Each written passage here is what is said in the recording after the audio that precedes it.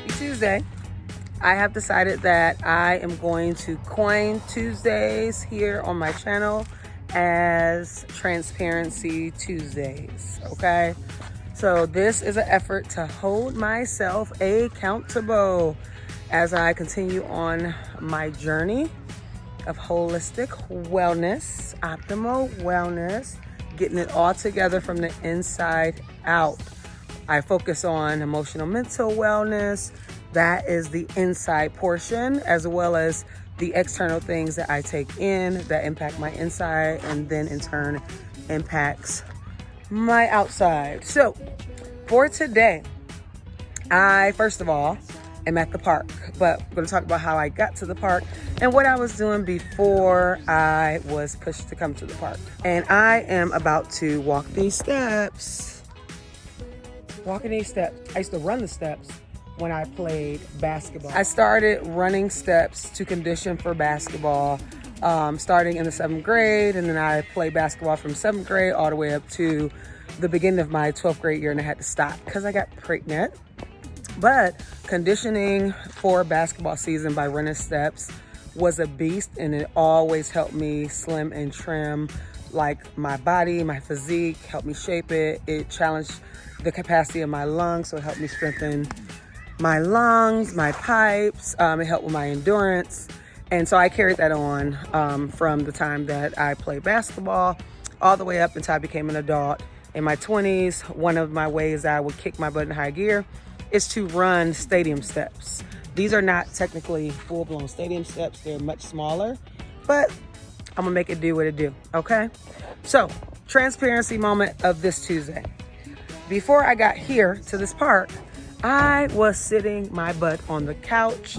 I finished watching the series of Different World, and then I started watching Fresh Prince.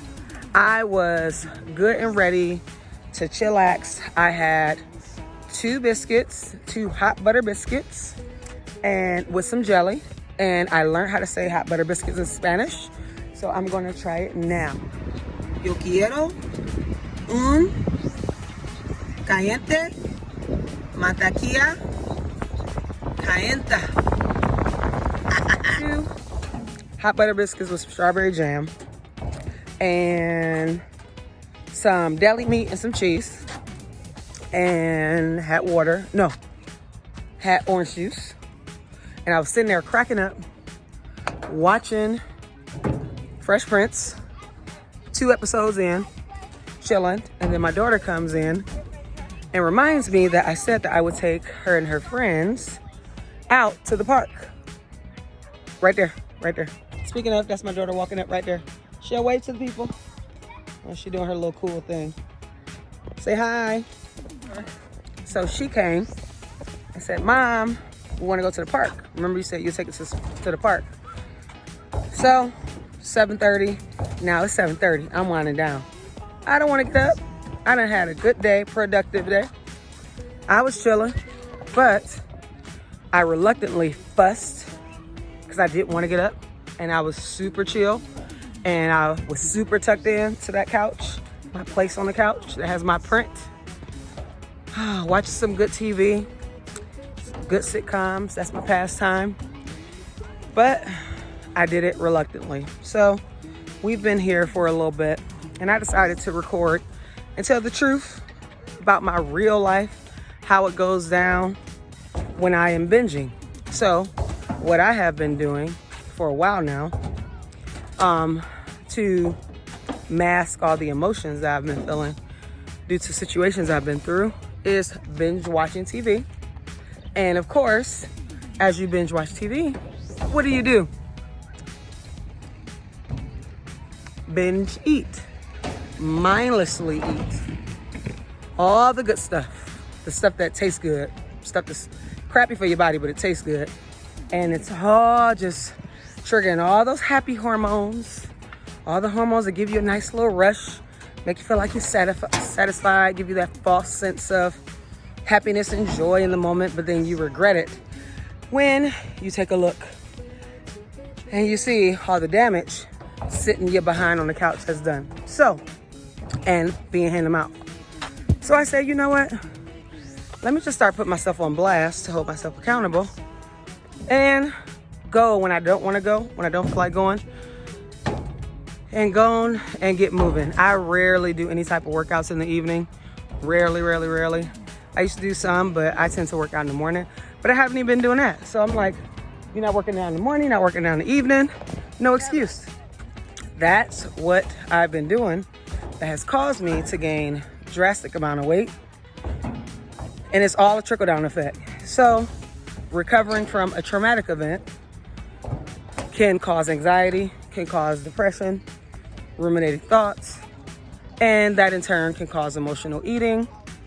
In addition to emotional eating, my go-to to kind of like escape scary situations in reality, even when I was younger, it started when I was younger, was watching sitcoms, superhero shows, Power Rangers, Teenage Mutant Ninja Turtles, cartoons, things that were going to make me laugh, things I can just escape from the real world into.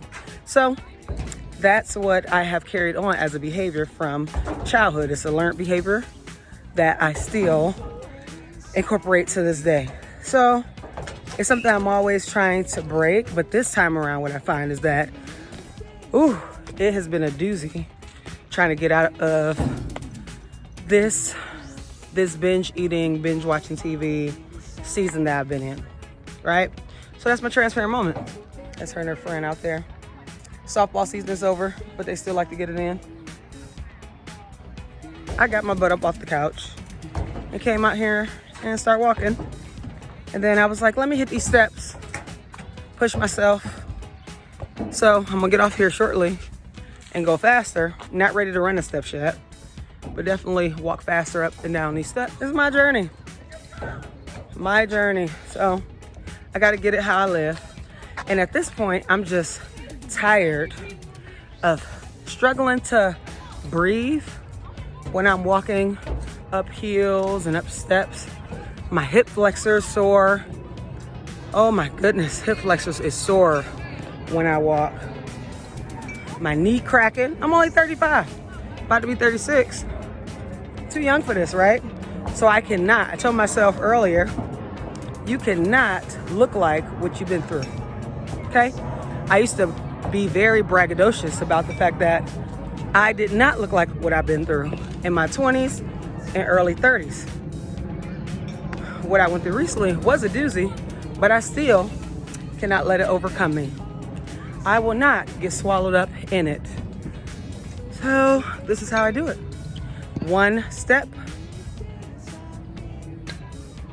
at a time.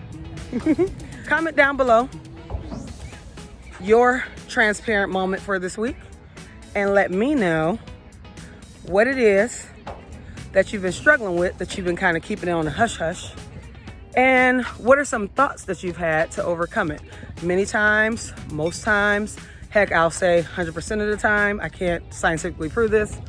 But according to behavioral change, the behavioral change process, we tend to contemplate, have thoughts about changing the behavior way before we change the behavior.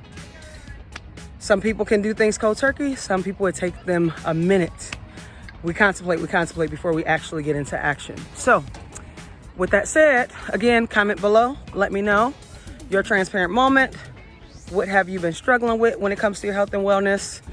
Are you a binge eater? Are you an emotional eater? Are you a person that binge on TV and that has become a couch potato, especially in the season of COVID? And what have you thought about doing to get out of that season, that rut that you're in?